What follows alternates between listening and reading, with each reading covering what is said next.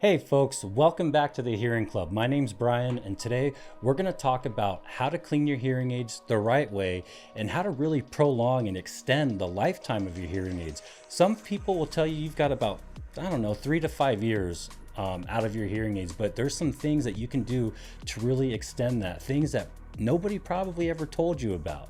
Now, it doesn't matter if you've got receiver in the canal or receiver in the ear style hearing aids, or if you have custom hearing aids. We're going to be talking about things like cleaning out the microphones and brushing those out when they get gunked up, how to dry your hearing aids and remove the moisture. If you're at the gym, which I know a lot of you are, or just on those really hot summer humid nights, that moisture is going to get inside there and it will destroy your hearing aids. So we're going to talk about that, go over everything that you need to know. And if you have any questions, please leave them in the comments. We'd love to hear from you. And if you guys find this stuff helpful, then don't forget, like and subscribe and get notified of future Hearing Club videos. So let's get right into it and get these hearing aids cleaned. So there's several different types of hearing aids, and today we're going to talk about the custom hearing aids, which are the ones that are molded for your ear and your ear only. So to get those, they have to take an impression of your ear and send it off to the labs to have it made in that very particular unique shape. Then we're going to be talking about the receiver in the canal, RICs, or sometimes called RIEs, receiver in the ears. And that's where you have the part of the hearing aid that goes behind your ear, and then you have the receiver or speaker with a rubber dome that goes in the canal. There's also RIC hearing aids that have a custom mold on the end instead of the rubber dome. That's kind of like a mix between the two. Instead of a one-size-fits-all approach, you have a custom mold, which is made in the same way that the custom hearing aids are made. Now, the three things that we're going to be covering today regarding taking care of and cleaning your hearing aids are brushing out the microphones and keeping them clear of debris, cleaning out the vent of your custom hearing aids, and drying your hearing aids and removing the moisture, which is probably one of the most important parts, because moisture, like I said earlier, will destroy your hearing aid. They will get corroded inside, and inside your hearing aids are electrical components, and corrosion and electrical components equals bad news. In this example, I'm just going to try to get a close-up of some of the electrical components that are inside the hearing aid. I'm just going to take off the battery door so that you guys can get just a quick look at the stuff that we're trying to protect by keeping them dry inside. And you can't see the moisture that's inside the hearing aids, and that's what really causes some of the issues, Now, let's talk about microphones, brushing them out, and why it's so important to keep them clean and keep them clear of debris. Usually on newer hearing aids, you're going to have two different microphones. You're going to have a front and a back, or a front and a rear microphone. Some hearing aids, like the Beltone Imagine, could have three microphones. A front and a rear microphone on the hearing aid housing, the part that goes behind your ear, and this is on a RIC type of hearing aid. And then a third microphone that is attached to the receiver that is in your ear. The Beltone version they call the Marie receiver.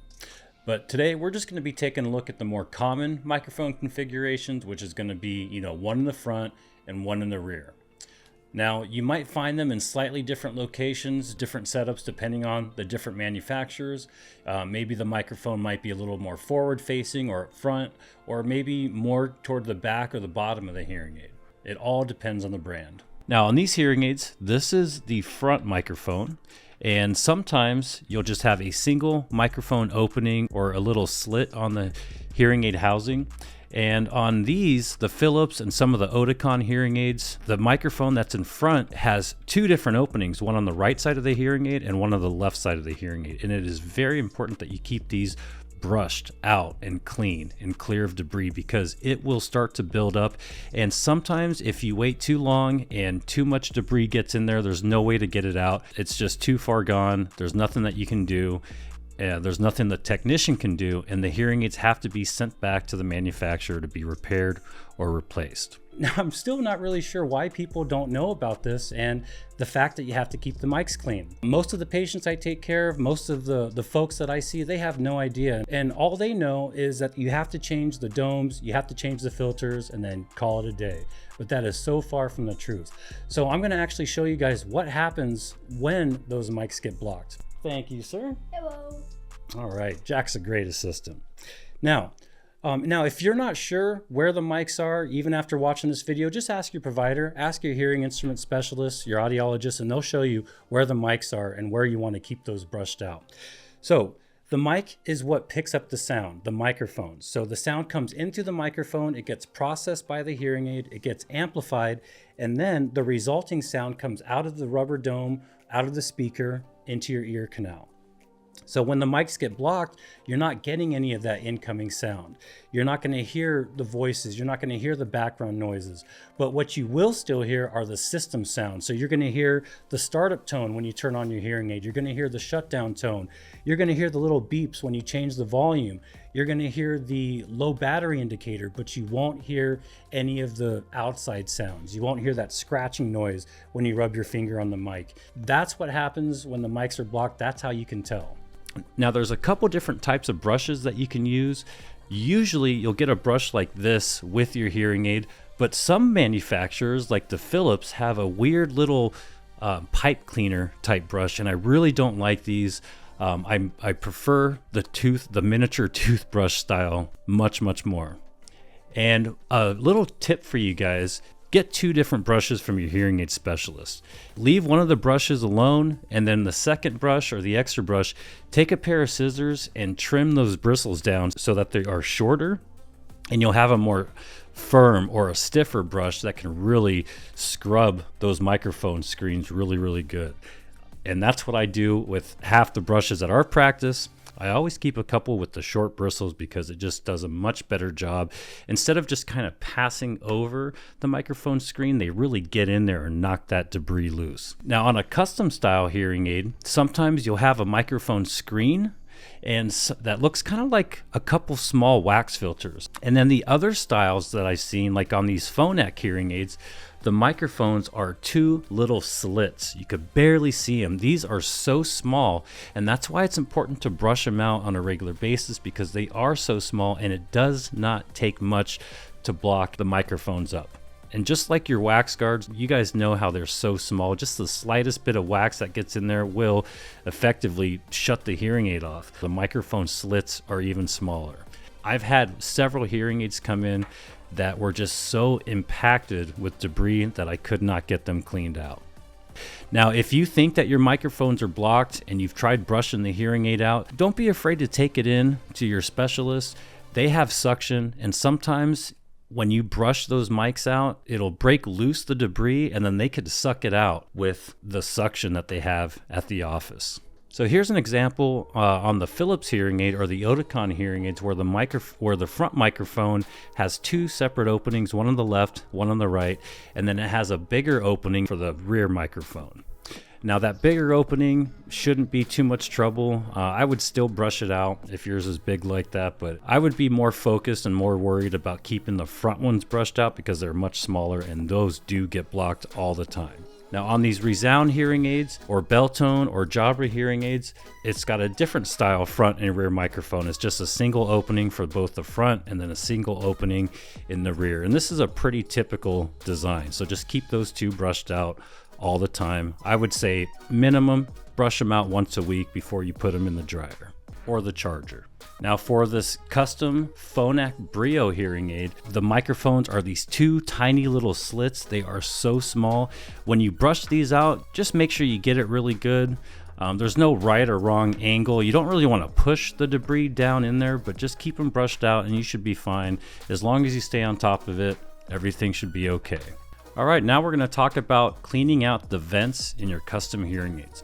Now, doing this isn't going to prolong the life of your hearing aid or anything like that. This is just another thing that a lot of folks that I take care of were never told about or don't know or just maybe forgot about. The vent in your custom hearing aid, and this can also be found on your custom ear molds for your receiver in the canal or RIC hearing aids. These vents allow air to travel past your hearing aid into your ear canal so that you don't have that blocked up feeling like you have your finger stuck in your ear. This is called occlusion, and it's a very uncomfortable feeling. So there's a couple things going on with the vent. You can have a really small vent. You can have a really large open vent. Your vent could be clear, or your vent could be blocked with wax, or your hearing aid specialist or audiologist could have put something inside the vent to keep it blocked to help with feedback. If that's the case, then you don't have to worry about this step. But if your vent is supposed to be open, which most of you probably should have your vents open, you want to make sure that you keep that clean too. You might be wondering what that little plastic piece of fishing line looking thing is, and sometimes that's exactly what it is, and that is to clean the vent and to remove any wax that gets stuck in there so that you don't feel like you're blocked up. All you have to do is you take that little piece of fishing line, or that small little piece, that plastic tool that looks like a piece of fishing line, and you just run it through one end of the vent through the other. The vent is a tiny tunnel or hole that runs through the entire length of the hearing aid. Just poke one end of the fishing line in one side, wait for it to come out the other side, and there should be a chunk of wax on the end of it that was stuck in the hearing aid. Now sometimes you might have some really sharp corners or bends in the vent depending on the shape of your hearing aid or your custom ear mold, and it might be hard to get that piece of fishing line or that tool all the way through. And if that's the case, just get your finger closer to the hearing aid and kind of shove back and forth, and eventually you should be able to push it through. If that doesn't work, try taking the tool out and pushing it through from the other side of the hearing aid, the other side of the vent. Now, lastly, we're going to talk about keeping the hearing aids dry. So we already went over why you need to keep the hearing aids dry and how important it is, and what happens when moisture stays in the hearing aid and collects in the hearing aid. You get corrosion, and that's a big no-no. You don't want it. So there's a couple different ways to dry out your hearing aids. They sell on Amazon. I know Beltone has them. It's just a little cup with a lid on it, and it has either these little silica pads that you can put in there and replace, or a little disc that you can replace, and it will draw the moisture out that way. And every once in a while, when it runs out, you have to replace that little disc. Now those work just fine. I have no problem with those. They actually work great. But you can also get a drying box or drying chamber like the one that I have here. This is a perfect dry Lux. You can get these on Amazon. They're anywhere from $50 to maybe $60, $75. And whatever dryer you do end up getting, it is well worth the cost. It will drastically prolong the life of your hearing aids. You don't ever have to worry about moisture. Now the one that I'm showing you here has two different functions on it. First, it heats up the hearing aids, and it only gets to a certain temperature. It will not exceed that temperature, so it is perfectly safe for your hearing aids. And that's how it dries the hearing aid. It is just done by slightly heating up the hearing aid. And then it also has UV lights inside of it that will actually sterilize the hearing aid as well. So it's cleaning and disinfecting the hearing aid, and it's heating and removing the moisture. And I think these things work great. People love them. I've never really had any issues with them. I couldn't tell you exactly how long they last, but I do know eventually they will fail and you will have to replace it. But for the cost, again, it's well worth investing in one of these. And for this particular model, all you do is you put the hearing aids in there. You can dry out hearing aids, you can dry out headphones like I've got here. It will do it all. And there's quite a bit of room in there too. You can stick a custom hearing aids in there. You could put several sets of RIC hearing aids, even RIC hearing aids that have custom molds, or super power hearing aids that have tubes and custom molds will fit in this drying chamber. I love it. It works great, and it has a really cool looking blue light. All you do is you plug it in through the back. It's got a micro USB port. It plugs right into the wall. Once you put the hearing aids in there, you just shut the lid, you press the button once, and it will go through its drying cycle, and it takes about 45 minutes. Now, when do you want to put it in the dryer? I don't know. I'd say when you're done wearing your hearing aids for the day. If you have rechargeable hearing aids, just put it in before you put them on the charger. So when you get home, take them out, put them in the dryer, wait till it finishes the cycle, then take them out and go ahead and put them in your charger to recharge them. Now, if you have battery operated hearing aids where you actually have to replace the batteries every week when they die, make sure you take the batteries out and open up the battery door so that it can dry out a little bit better. Don't keep the battery door closed. Go ahead and leave it wide open. Now you can get these on Amazon. If you guys want to go ahead and order one, I've got a link in the description that will take you right to the Amazon page where you can buy one of these. And again, this is called the Perfect Dry Luxe, and they have a lot of great reviews. They even carry these at Costco because they're approved for the hearing aids. All right, well, that's going to do it for the video, guys. I hope you found it useful. I hope you learned a thing or two on how to really take care of those hearing aids. Stop spending $1, $2, $3, or $7,000 on hearing aids every few years. You don't have to. If you take care of them, they will last you a long time. Now, if you guys found this helpful, remember, hit that like and subscribe button. Get notified of future videos that we put out. And if you guys have questions, remember, leave them in the comments. We love answering questions. We want to hear from you. Let us know what we can do better, how we can improve, and we will catch you guys in the next video. Bye, everybody. Have a great day.